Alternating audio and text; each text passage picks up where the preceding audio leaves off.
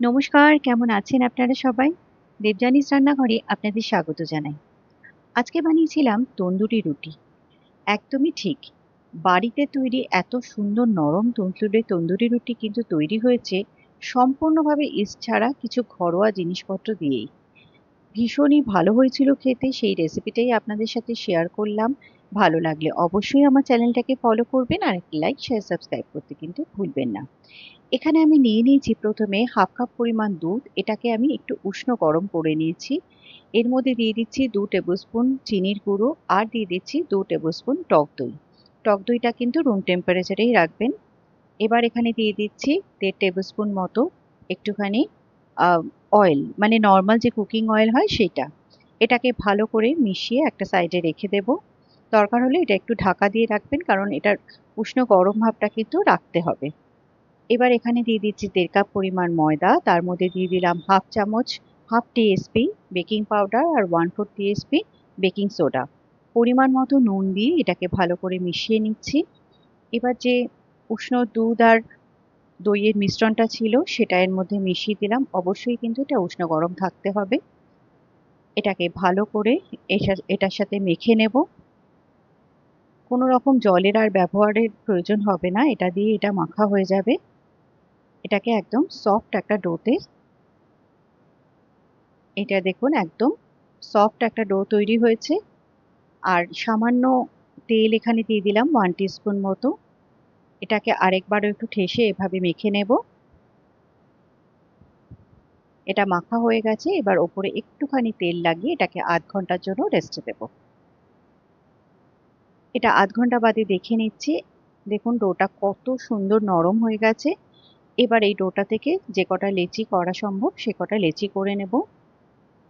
এখানে আমার সবকটা লেচি হয়ে গেছে। এটাকে আবারও 15 থেকে 20 মিনিটের জন্য ঢেকে রেখে দেব।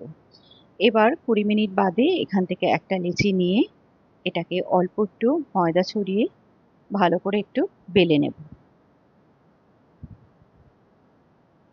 খুব মোটা রাখবেন না, একটু পাতলার দিকেই কিন্তু বেলাটা হবে।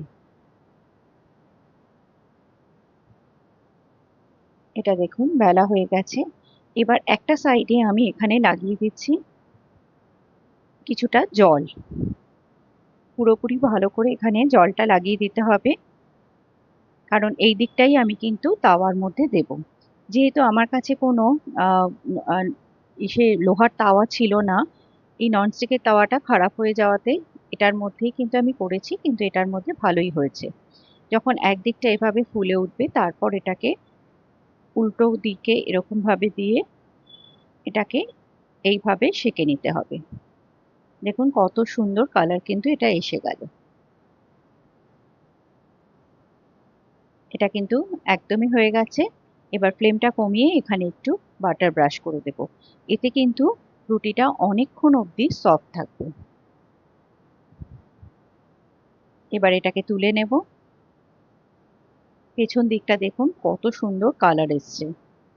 আরেকটাও ঠিক একইভাবে বানিয়ে নেব। এখানেও ঠিক যে দিকটা জল লাগিয়েছিলাম সেই দিকটা তলায় দিয়ে দিলাম। হাই ফ্লেমে এটাকে করতে হবে। দেখুন কি সুন্দর মতো ফুলে উঠছে। যখন পুরোটা এভাবে ফুলে উঠবে তারপরই কিন্তু এটাকে এভাবে উল্টে দিতে হবে।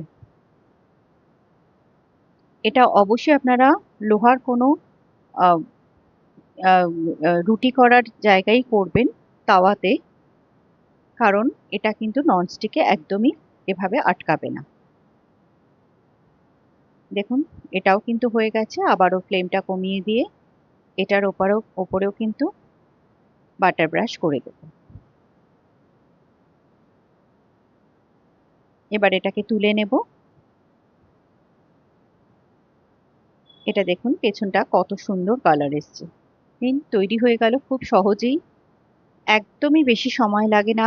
খুব কম সময়ে খুব তাড়াতাড়ি তৈরি হয়ে যায় এবং খেতেও হয় দারুণ। তাহলে আর বাইরে থেকে না কিনে অবশ্যই বাড়িতে বানান। আর রেসিপিটা কেমন লাগলো আমাকে জানাতে কিন্তু ভুলবেন না। ধন্যবাদ।